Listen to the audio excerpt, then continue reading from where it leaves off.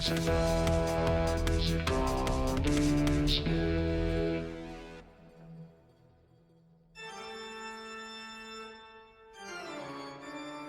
Ah, mais c'est la musique de Pirates des Caraïbes, ça. Non, il me semble plutôt que c'est la toccata et fugue en ré mineur de Bach. Non, c'est la musique dans les Simpsons.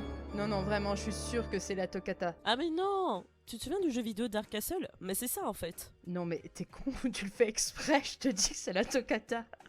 Ah ouais, c'est bien ce que je me disais, ouais. Quoi? Non, c'est pas ce que tu me disais du tout. Putain, tu me fatigues.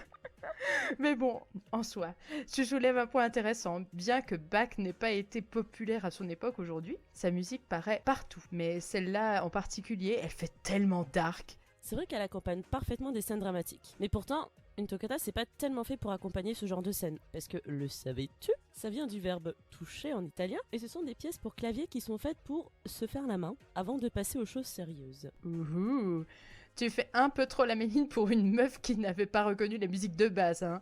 Je sais. C'est un genre d'improvisation pour se chauffer les doigts, quoi. Puis c'est devenu une vraie forme finalement, vu que Bach l'a mis sous forme de partition. En tout cas, cette toccata de Bach est en 3 parties. La première est une petite intro avec des arpèges, c'est-à-dire ceci. Ce sont des notes qui apparaissent successivement formant un accord. La deuxième partie, c'est une fugue. Mais c'est quoi une fugue? Une fugue, c'est une fuite, quoi. Un thème ou un sujet pour les intimes qui est exposé et il fuit de voix en voix. En l'occurrence, ici, le thème va de la main droite à la main gauche. Donc on a l'impression que la musique, elle galope tout le temps, quoi.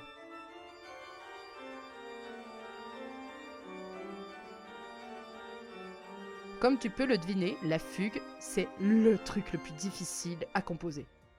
Ensuite, il y a une conclusion en 3e partie qui reprend les arpèges de l'intro.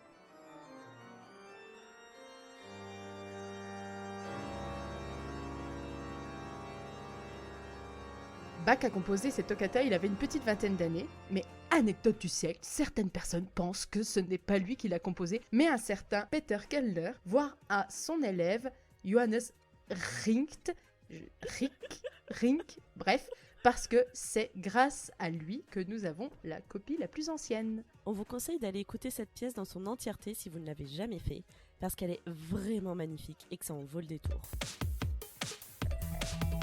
C'est la